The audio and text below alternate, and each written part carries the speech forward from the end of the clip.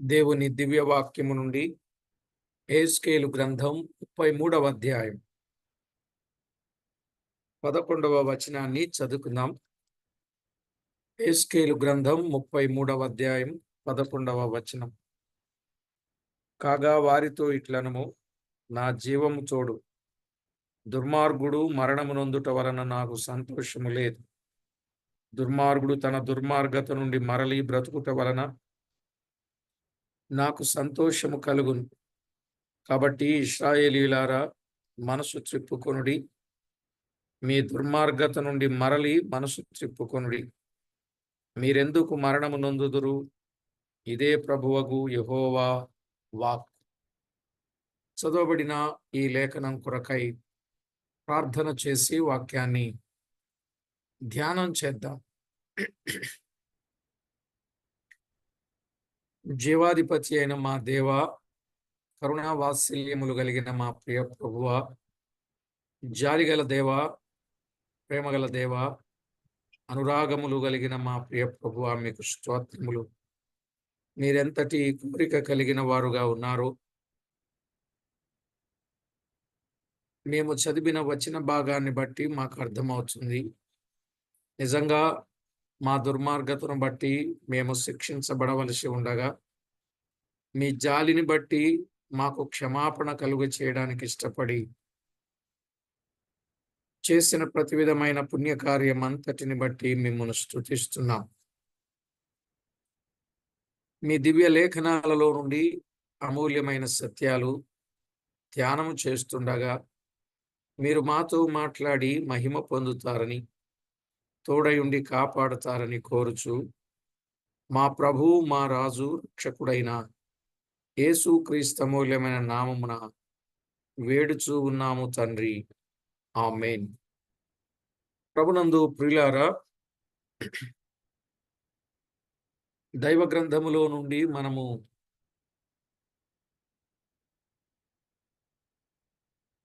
ఈ 33వ అధ్యాయములో బాధ్యతను గూర్చిన విషయాన్ని వింటూ వస్తున్నాం. కావలివాని బాధ్యత 7 నుండి 20 వచనాలలో ఆ సంగతులు మనం వింటూ, ఈ కావలివాడు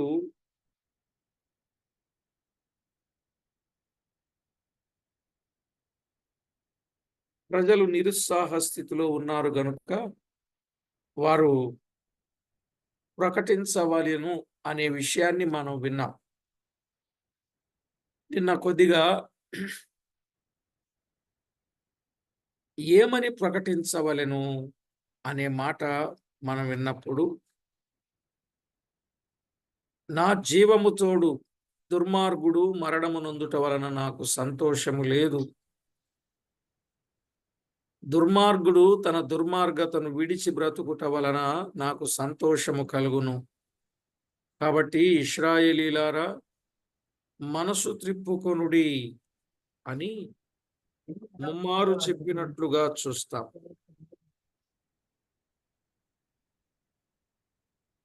33వ అధ్యాయం 18వ వచనం.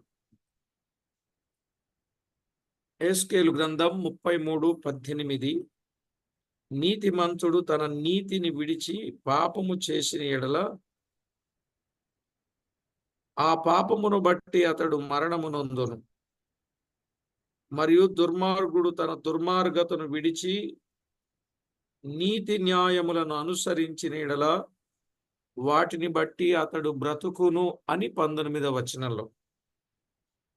కనుక నీతి న్యాయములను అనుసరించాలి, దుర్మార్గతను విడిచి అని ఆయన తెలియచేస్తూ ఉన్నాడు.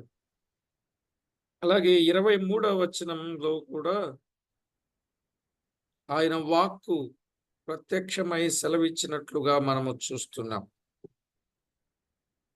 దేవుడు సారిసారికి మాట్లాడుతూనే ఉన్నాడు.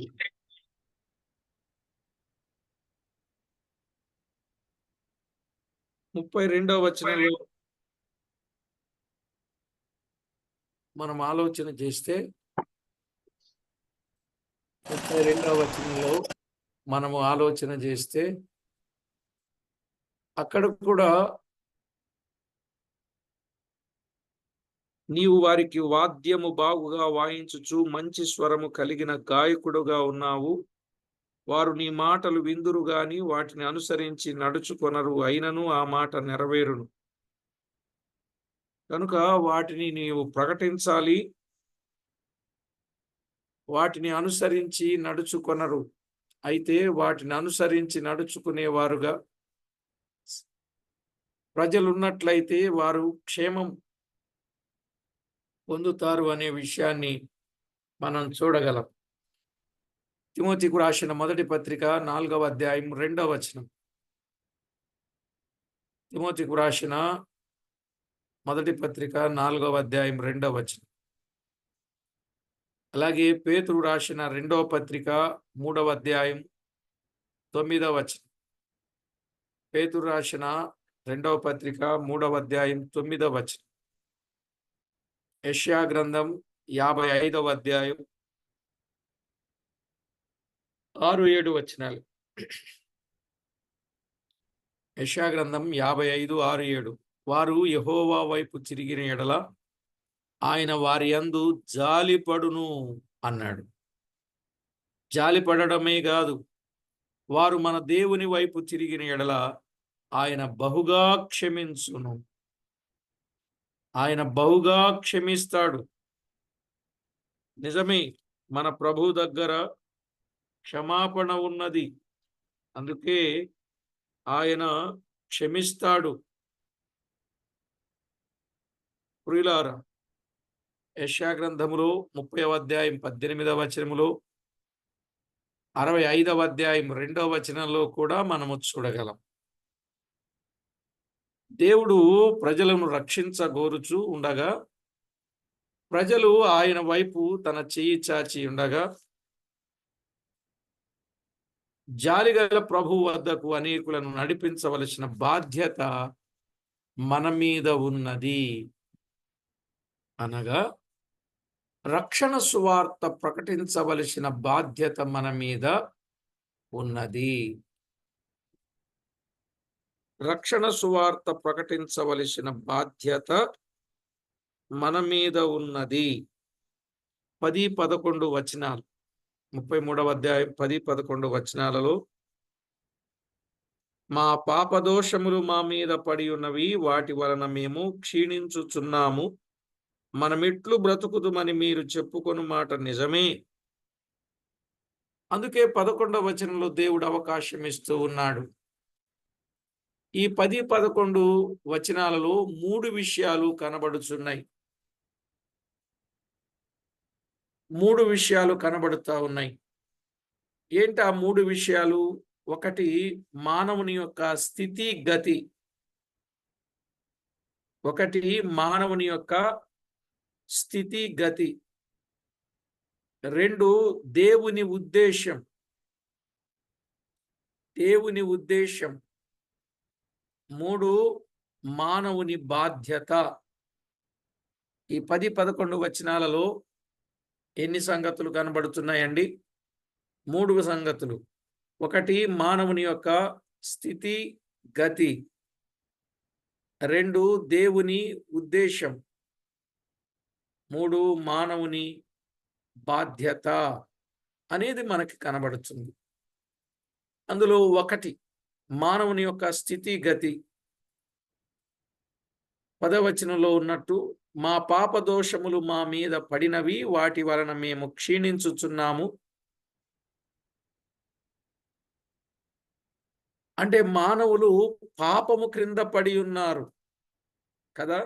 మానవులు పాపముల క్రింద పడిన వారుగా ఉన్నారు. నరుల చెడుతనము భూమి మీద గొప్పది అని, వారి తలంపులు ఊహ అంతా ఎల్లప్పుడూ కేవలము చెడ్డది. దేవుడు భూలోకమును చూచినప్పుడు అది చెడిపోయి ఉండెను. భూమి మీద సమస్త శరీరులు తమ మార్గములను చెరిపివేసుకొని ఉన్నారు. నా సన్నిధిని వారి అంతము వచ్చి ఉన్నది. అన్నాడు. ఎక్కడ? ఆదికాండం 6వ అధ్యాయం. ఆదికాండం 6వ అధ్యాయం 5, 12, 13 వచనాలు. ఆదికాండం 6వ అధ్యాయం 5, 12, 13 వచనాలు. అందరూ పాపులు, గొంతుక, నాలుక, పెదవులు, నోరు, పాదములు, కన్నులు అన్ని పాపముతో కూడినవి. గనుక అందరూ ఏమై ఉన్నారు? శిక్షకు పాత్రులు. రోమాపత్రిక 3వ అధ్యాయం 9 నుండి 19 వచనం. అందరూ పాపులే, గొంతుక గాని, నాలుక గాని, పెదవులు గాని, నోరు గాని, పాదములు గాని, కన్నులు గాని అన్నీ పాపముతో కూడినవిగా ఉన్నాయి. అందుకే 19వ వచనంలో అంటాడు, సర్వలోకమునకు శిక్ష అని ఉంది అక్కడ.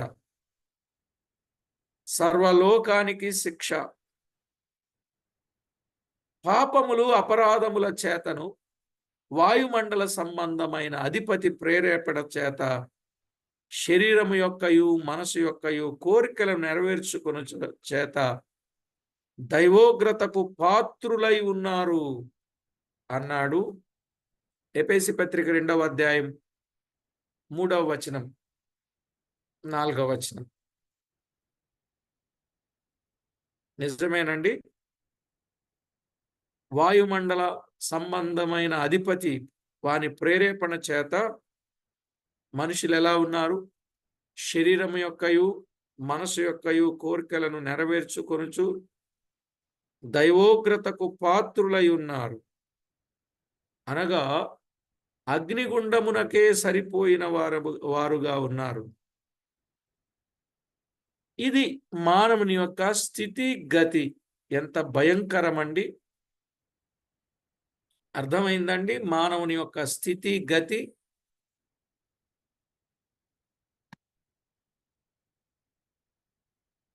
లేదు, ఆ లేదు, కనీసం చెయ్యన్నా ఇలా లేదు. అర్థమైనట్ట, అర్థం కానట్ట.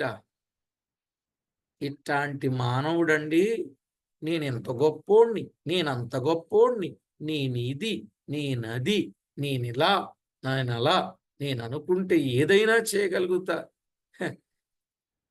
గమ్యం చూసుకో ఎట్లా ఉందో, గతి చూడు ఎలాగుందో.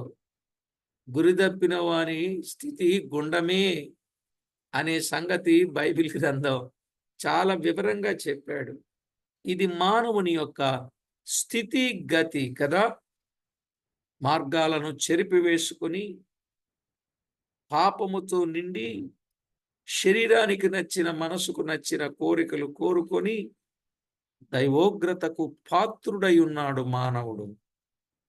అయ్యా, దాని నుండి విడిచిపెట్టి దేవుని వైపు మళ్ళుకో అని ఎంత చెప్పినా వినడం లేదు. కొందరు వింటున్నారు లేండి, వారు బ్రతుకుతారు. ఇక రెండవ మాట ఏమిటి? ఎక్కడో దాటిపోయి వచ్చా. దేవుని యొక్క ఉద్దేశం. దేవుని యొక్క ఉద్దేశం. దేవుని యొక్క ఉద్దేశం ఏంటి? దుర్మార్గులు మరణము నొందుట వలన నాకు సంతోషము లేదు. అదే 11వ వచనం. కనుకనే పాపములు తీసివేయుటకు ఆయన ప్రత్యక్షమయ్యాడు. అర్థమవుతుందండి? పాపములను తీసివేయడానికి ఆయన ప్రత్యక్షమయ్యాడు. మరి పాపములను తీసివేయాలంటే ఆయన యందు పాపం ఉంటే తీసివేయగలడా? లేదు. అందుకే ఆయన యందు పాపమేమీయూ లేదు. యోహాను రాసిన మొదటి పత్రిక 3వ అధ్యాయం 5వ వచనం. ఆయన యందు పాపమేమీయూ లేదు. పాపులను రక్షించుటకు క్రీస్తు యేసు ఈ లోకమునకు వచ్చెనను వాక్యము నమ్మదగినది. తిమోతికు రాసిన మొదటి పత్రిక 1:15. దేవుడే శరీరమును దాల్చి మానవుడుగా అవతరించాడు. దేవుడే శరీరాన్ని దాల్చి మానవునిగా అవతరించాడు. యోహాను సువార్త 1:1-4, 14. యోహాను సువార్త 1:1-4, 14. అందరూ రక్షణ పొందాలని దేవుని ఉద్దేశం. అందరూ రక్షణ పొందాలి. అందరూ రక్షణ పొందాలి. అది దేవుని యొక్క ఉద్దేశం. అందుకు క్రీస్తు అను దేవుడు యేసు అను మానవునిగా అవతరించాడు. అందరూ రక్షణ పొందాలని కోరుచు అంటాడు. పేతురు రాసిన 2వ పత్రిక 3వ అధ్యాయం 9వ వచనం కదా. అందుకే ఆయన రాకడను గురించి ఆలస్యం చేస్తూ మానవుని పట్ల దీర్ఘశాంతము గలవాడుగా ఉన్నాడని ఆ వచన భాగంలో మనము చూస్తాం. కనుక ప్రభునందు ప్రియులారా, దైవ లేఖనాలలో వ్రాయబడిన వాస్తవిక సత్యాలను ప్రతి ఒక్కరూ అర్థం చేసుకోండి. ప్రభువుకు అనుకూలులుగా మార్పు చెందండి. వాస్తవాల వెలుగులో మన జీవితాన్ని నడిపించవలసిన బాధ్యత ఎంతైనా ఉన్నది. కనుక మానవులకు మధ్యవర్తి అయిన యేసుక్రీస్తు అందరి కొరకు విమోచన క్రయధనముగా తన్ను తాను సమర్పించుకున్నాడు. ఆయన ఉద్దేశం ఏంటి? దుర్మార్గుడు మరణము నొందకూడదు, పాపి పవిత్రుడు కావాలి, శిక్షించబడేవాడు రక్షించబడాలి, మరణానికి వెళ్ళేవాడు జీవములోనికి దాటాలి. ఎంత గొప్ప ఆలోచన!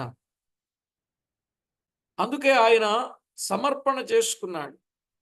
తిమోతికి రాసిన 1వ పత్రిక 2వ అధ్యాయం 4-6 వచనాలు. తిమోతికి రాసిన 1వ పత్రిక 2వ అధ్యాయం 4-6 వచనాలు. అలాగే రోమా పత్రిక 1వ అధ్యాయం 5వ వచనం, 8వ వచనం. వాస్తవానికి ఎవడును ఆయనను సిలువ వేయలేడు. యోహాను సువార్త 7:30. యోహాను సువార్త 7:30. ఆయనే ప్రాణమును ధారపోశాడు. ఆయనే ప్రాణాన్ని ధారపోశాడండి. యెషయా గ్రంథం 53:12. యెషయా గ్రంథం 53:12. ఆయనే తన ప్రాణాన్ని ధారపోశాడు. మత్తయి 23:28. మత్తయి 23:28.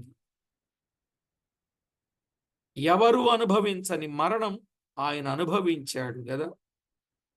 ఎవ్వరు అనుభవించలేని మరణం ఆయన అనుభవించాడు. మత్తయి సువార్త 27:45. మత్తయి సువార్త 27:45. అలాగే 50-54 వచనాలు. 50-54 వచనాలు. ఆయన మరణించినప్పుడు ఏం జరిగిందండి? దేశమంతా చీకటి కమ్మింది. దేవాలయపు తెర పైనుండి క్రిందికి చిరిగింది. భూమి వణికింది. బండలు బ్రద్దలయ్యాయి. చనిపోయిన భక్తులు తిరిగి లేచారు. ఇలాంటి మరణము పొందిన వారు ఎవరూ లేరు. ఆయన దేవుని కుమారుడని నిరూపించుకున్నాడు. ఆయన పునరుత్థాన సమయంలో కూడా భూమి మహాభూకంపము కలిగింది. ఆయన సమాధికి కావలి ఉన్నవారు భయపడి వణికి చచ్చిన వారి వలె అయ్యారు. ఆయన చెప్పినట్లే లేచాడు. మత్తయి సువార్త 28:2-5 వచనాలు. మత్తయి సువార్త 28:2-5 వచనాలు. ఇదంతా ఎవరి కొరకు చేశాడు? ఇప్పుడు చెప్పండి. ఈ కార్యమంతా ఎవరి కొరకు చేశాడు? మానవుని కొరకు. అదేనండి. తొలగించడానికి. మానవుడంటే మంచోడు అనుకుంటున్నాడుగా. దుర్మార్గత నుండి తొలగించడం. థ్యాంక్ యూ అమ్మా. దుర్మార్గత నుండి తొలగించడానికి ఇంత గొప్ప కార్యం చేశాడండి. అసలు తేటైన సువార్త ఇది ఇక్కడ కదా. దేవుని యొక్క ఉద్దేశం ఎంత గొప్పదో, అందుకొరకు ఆయన సమర్పణ ఎంత గొప్పదో, అది మన కళ్ళకు కట్టినట్లుగా ఎప్పుడు మన హృదయంలో ముద్రించబడాలి. అది అప్పుడప్పుడు అలా తీసి చూస్తూ ఇతరులకు చూపించాలి.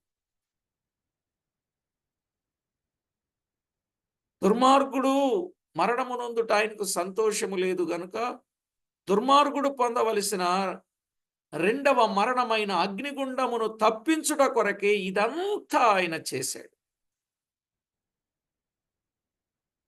యూదా పత్రిక 23వ వచనంలో కదా, పాపిని వాని అగ్నిగుండములో నుండి లాగి రక్షించాలని ఆయన కార్యాన్ని చేశాడు. పాపములు పరిహరించి నీతిమంతులుగా తీర్చుటకే ఆయన మరణించి తిరిగి లేచాడని వచనాలు కూడై కూస్తున్నాయి. రోమాపత్రిక 4:25.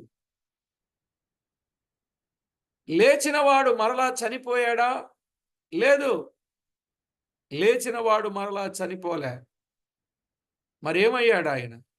ఆయన పరమునకు ఆరోహణమయ్యాడు.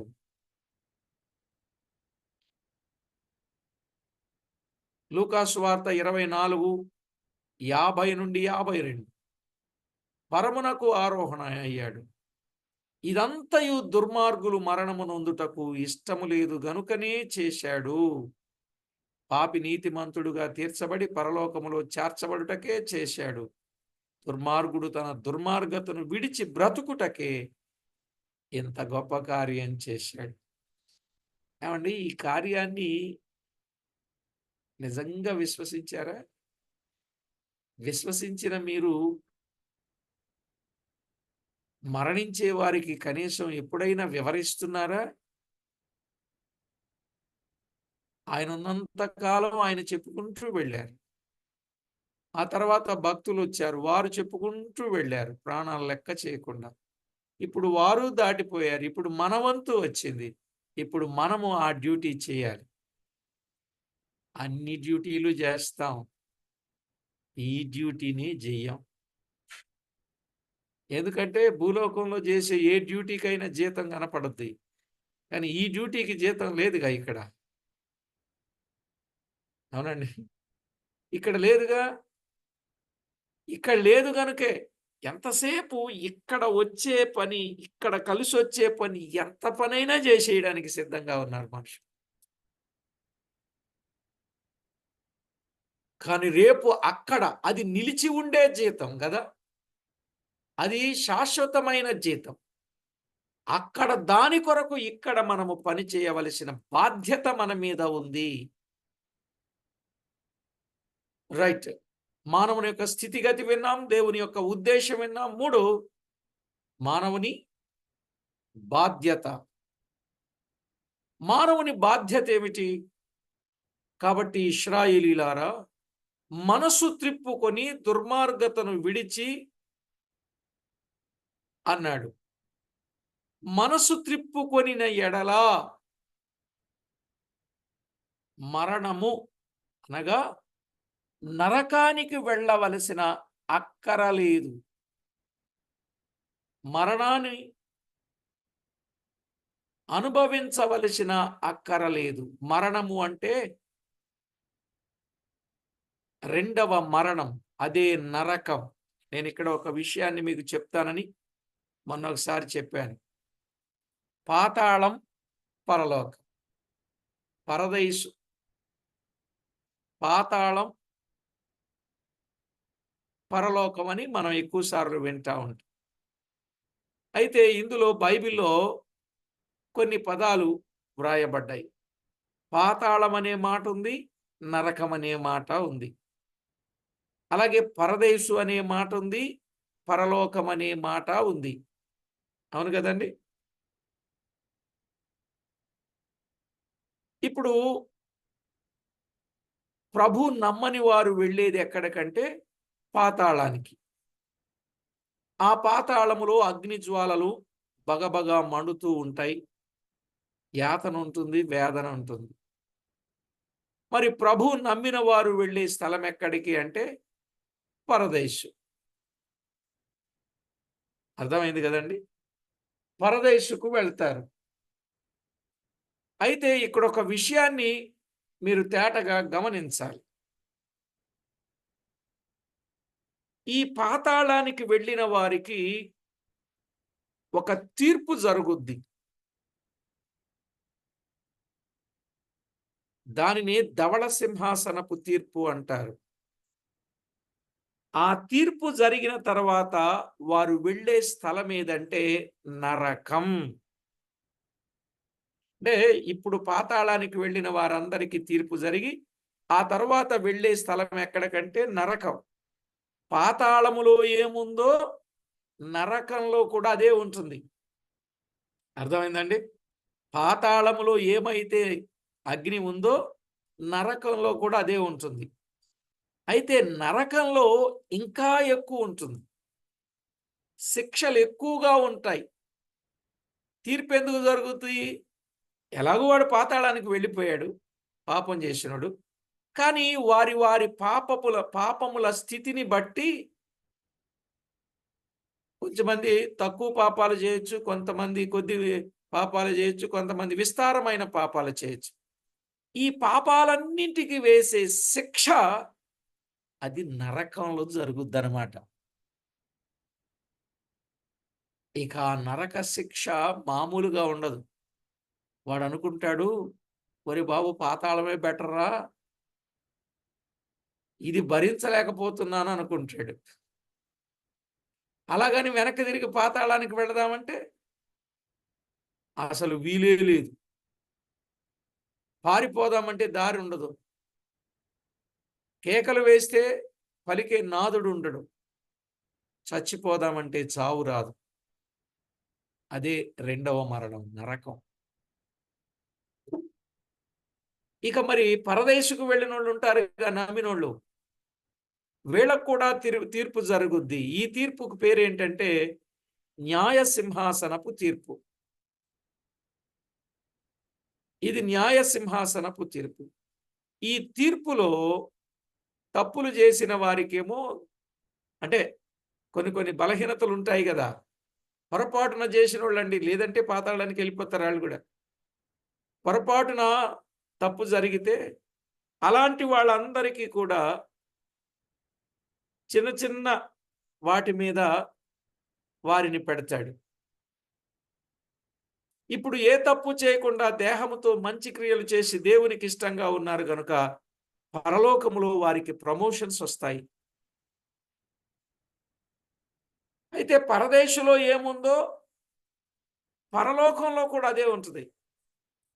కానీ ఇంకా ఎక్కువ ప్రశంసలు, ఎక్కువ ఘనతలు, 5 పట్టణాల మీద 10 పట్టణాల మీద అధికారం, ప్రభువుతో ఏలుబడి, ఇవన్నీ ఉంటాయన్నమాట. అర్థమైందండి? పాతాళానికి, నరకానికి, పరదేశికి, పరలోకానికి తేడా తెలిసిందా, తెలియలేదా? ఇంకెప్పుడు ఎవరు అడిగినా చెప్పగలుగుతారు కదా. రైట్, మంచిది. అయితే విషయం వినండి. మనసు త్రిప్పుకొని దుర్మార్గతను విడిచిపెట్టి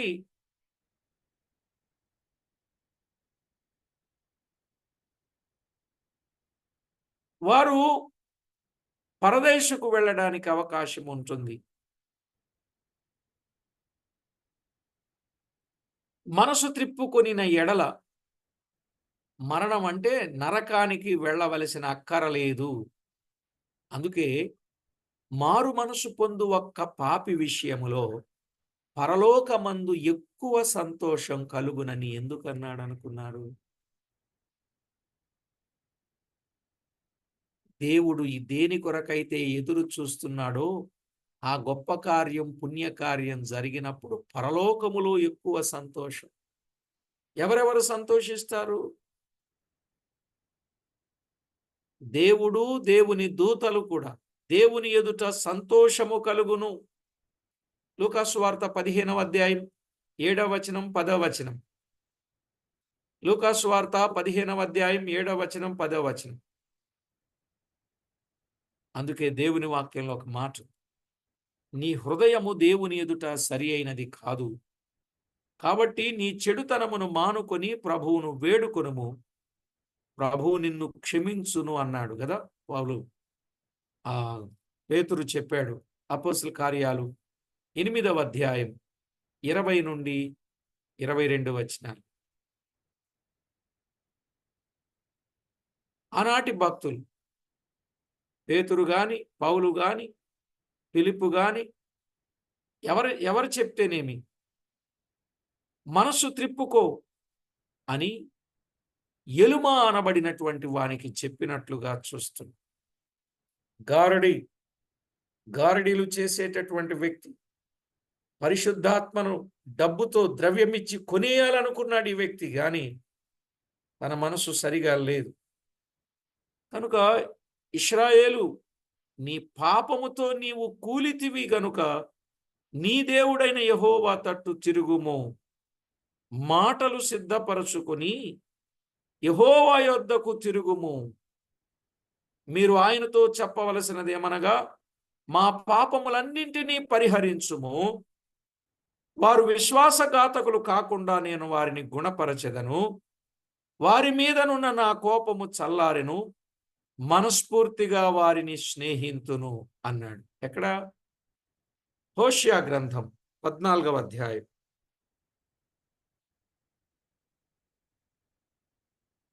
మొదటి వచనం.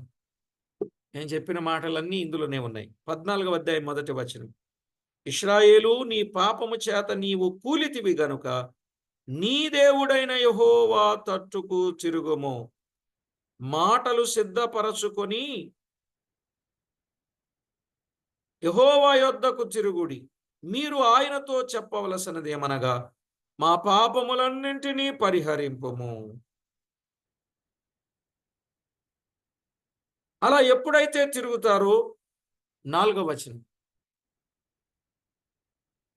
వారు విశ్వాసఘాతకులు కాకుండా నేను వారిని గుణపరచుదును, వారి మీదనున్న నా కోపము చల్లారెను, మనస్ఫూర్తిగా వారిని స్నేహింతును అన్నాడు. మనస్ఫూర్తిగా, నిజంగా మనసు త్రిప్పుకొని ఆయన వైపు తిరిగితేనండి వారితో ఆయన ఎంత గొప్ప స్నేహం చేయడానికి ఇష్టపడుతున్నాడో చూడండి.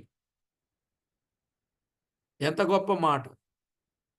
కనుక దేవుని ఎదుట మారు మనసు పొంది మన ప్రభు అయిన యేసుక్రీస్తునందు విశ్వాసం ఉంచవలనని ఆనాడు పౌలు సాక్ష్యమిచ్చుచూ ఉన్నాడు.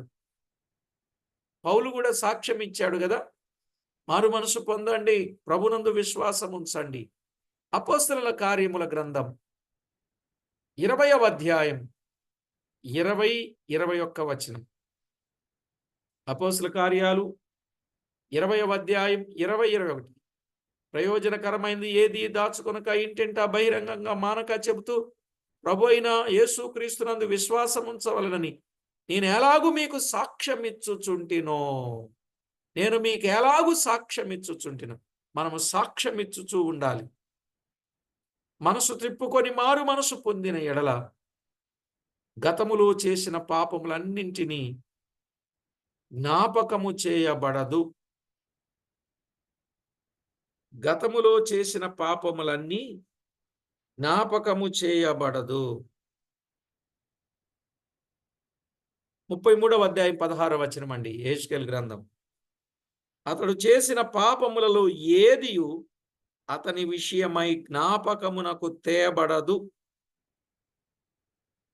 అతడు చేసిన పాపములలో ఏదియు అతని విషయమై జ్ఞాపకమునకు తేబడదు. ఇది ఎంత గొప్ప వాగ్దానం లాంటి మాట కదండి.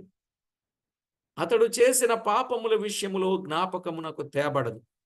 అదే చెప్పాడు హెబ్రీ పత్రిక 8:12 గాని 10:17 గాని. హెబ్రీ పత్రిక 8:12, 10:17లో చెప్పాడు, వారి దోషం విషయమై దయ కలిగి ఆయన వారి పాపములను ఇక ఎన్నడూను జ్ఞాపకము చేసుకొనని ప్రభువు చెప్పుచున్నాడు అనే మాట అక్కడుంది. అవునా కాదండి? వారి పాపముల విషయమై దోషముల విషయమై దయగలిగి వారి పాపములను ఎన్నడూ జ్ఞాపకము చేసుకొనని ప్రభు చెప్పుచూ ఉన్నాడు. అంటే ఇక జ్ఞాపకములోనికి రావన్నమాట. వాస్తవంగా దోషములు కనిపెట్టి చూచిన ఎడల ప్రభువా ఎవడు నిలువగలడు? అయినను నీ యొద్ద క్షమాపణ దొరకును అన్నాడు కదా 130వ కీర్తన 3:4లో. 130వ కీర్తన 3:4లో దేవుని యొద్ద ఏం దొరుకుతుంది? క్షమాపణ దొరుకుతుంది. వాస్తవంగా దోషముల చేత దేవుణ్ణి ఆయాస పెట్టాం. నేనే నీ చిత్తానుసారముగా నీ అతిక్రమములను తీసివేయుచున్నాను, నీ పాపములను ఇకను ఎన్నడు జ్ఞాపకము చేసుకొనను అన్న. అతిక్రమములను తీసివేయుచున్నాను అన్నాడు. యెషయా గ్రంథం 43వ అధ్యాయం 24, 25 వచనాలు. నీ దోషముల చేత నన్ను ఆయాస పెట్టావు, అయితే నేనే నా చిత్తానుసారముగా నీ అతిక్రమములను తీసివేయచ్చు. ఎప్పుడండి? మనసు త్రిప్పుకొని తిరిగి వచ్చి ఒప్పుకొని వాటిని విడిచిపెడితే కదా. మీకా గ్రంథం 7వ అధ్యాయం 18, 19 వచనాల్లో కూడా. మీకా గ్రంథం 7వ అధ్యాయం 18, 19 వచనాలు. ఇదంతా ఏంటండి?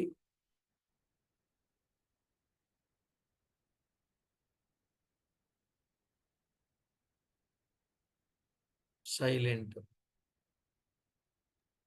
మానవుని యొక్క బాధ్యత.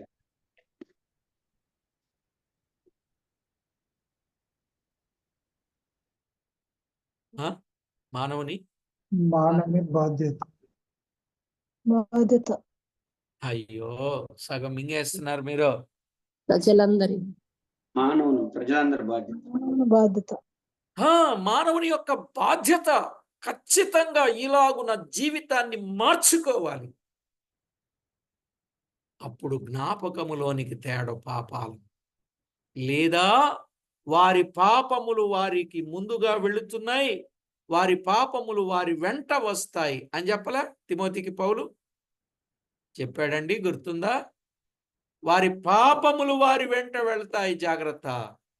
అయ్యో ప్రభువా, నా పాపాలను జ్ఞాపకం చేసుకోదు. ఏమండి అంటే వ్యాఖ్యానంగా చెప్తున్నా. రేపు మానవుడు చేసిన పాపం అంతా, సీక్రెట్గా చేసిందంతా రేపు స్క్రీన్ మీద 70 mm మీద చూపిస్తే ఎలాగుంటుంది చెప్పండి? చెప్పండి. నేను చేసిందంతా చూపించు ప్రభు, ఒకసారి చూడాలనుకుంటున్నారు అంటారా? ఏమండి అట్టా అనుకునే వాళ్ళు ఒక్కరు లేరండి ఇక్కడ. ఉన్నారా? ఎవ్వరు ఉండరండి.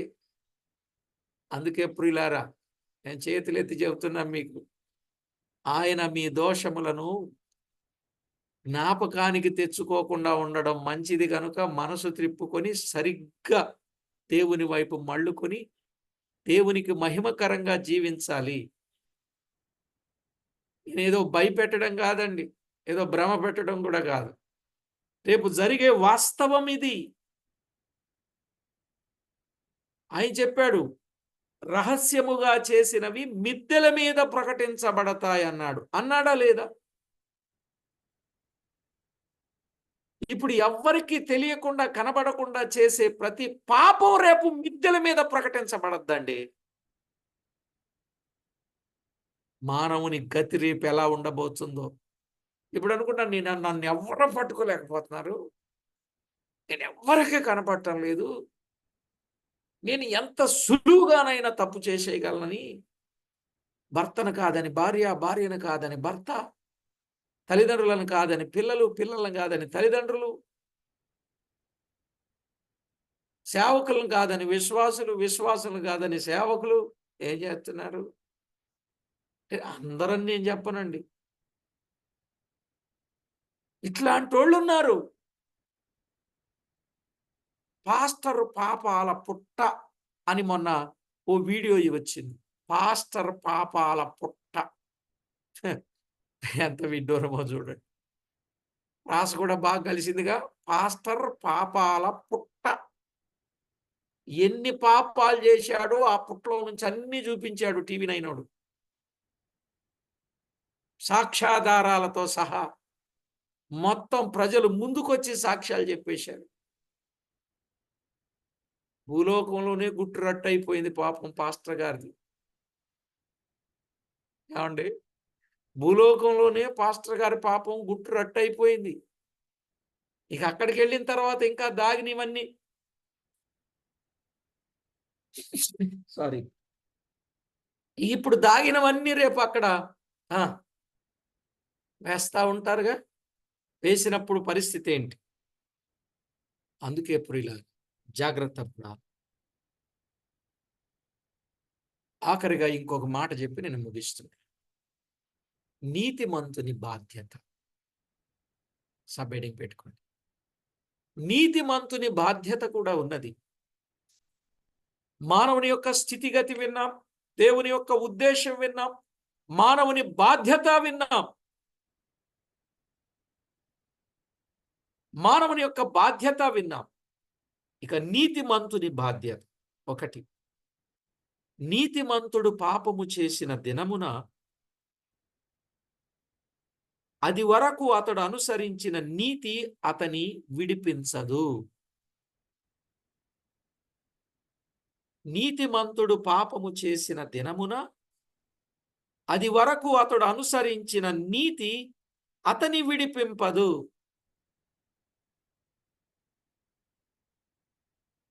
పన్నెండవచ్చు 33వ అధ్యాయం 12వ వచనంలో చెప్పాడు. 33:12 కదా. మరియు నరపుత్రుడా, నీవు నీ జనులకు ఈ మాట తెలియజేయము. నీతిమంతుడు పాపము చేసిన దినమున అది వరకు అతడు నీతిని అనుసరించిన నీతి విడిపింపదు. దుష్టుడు చెడుతనము విడిచి మనసు త్రిప్పుకొనిన దినమున తాను చేసిన చెడుతనమును బట్టి పడిపోడు.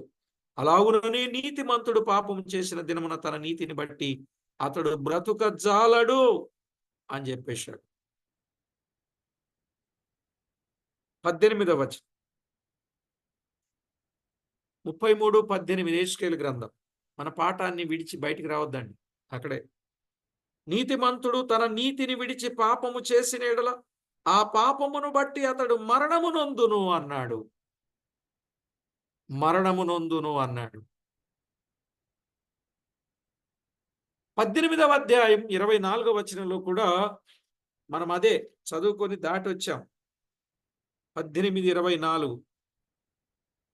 అయితే నీతిపరుడు తన నీతిని విడిచి పాపము చేసి దుష్టులు చేయ హేయక్రియలన్నిటి ప్రకారము జరిగించిన ఎడల అతడు బ్రతుకునా? అతడు చేసిన నీతి కార్యములు ఏమాత్రమును జ్ఞాపకములోనికి రావు. చాలా మంది నీతి కార్యాలు చేస్తున్నారు, దాన ధర్మాలని అవని ఇవని. చూశారా? దొంగతనం చేసినోడు 10 కోట్లు దొంగతనం చేస్తే 1 కోటి రూపాయలు హుండీలో వేసేస్తున్నాడు. కారణం ఏంటి?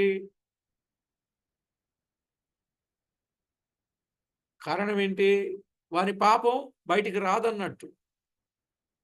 ఇట్లాంటి వాళ్ళు తయారయ్యారు. కాబట్టి ప్రియులారా, నీతిమంతుడు పాపము చేసిన దినమున అది బయటికి రాదు.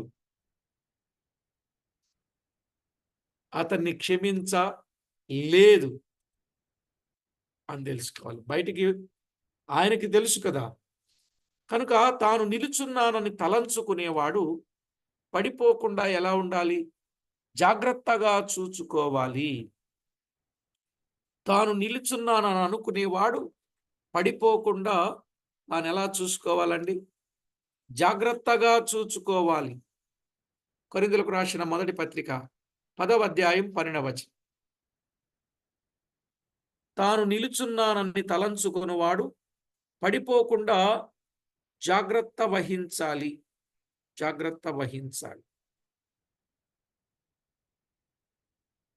పాపము వలన కలుగు భ్రమ చేత మీలో ఎవడూ కఠినపరచబడకుండునట్లు నేడు అను సమయం ఉండగానే ప్రతిదినము ఒకరినొకడు బుద్ధి చెప్పుకొనుడి.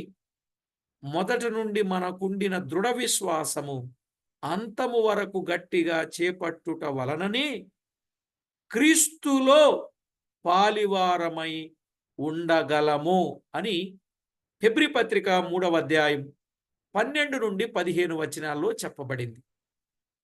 హెబ్రీ పత్రిక 3వ అధ్యాయం 12 నుండి 15 వచనాలలో ఏమనుంది? మొదట నుండి మనకుండిన దృఢ విశ్వాసం అంతము వరకు గట్టిగా చేపట్టిన ఎడల క్రీస్తులో పాలివారమై ఉండగలం.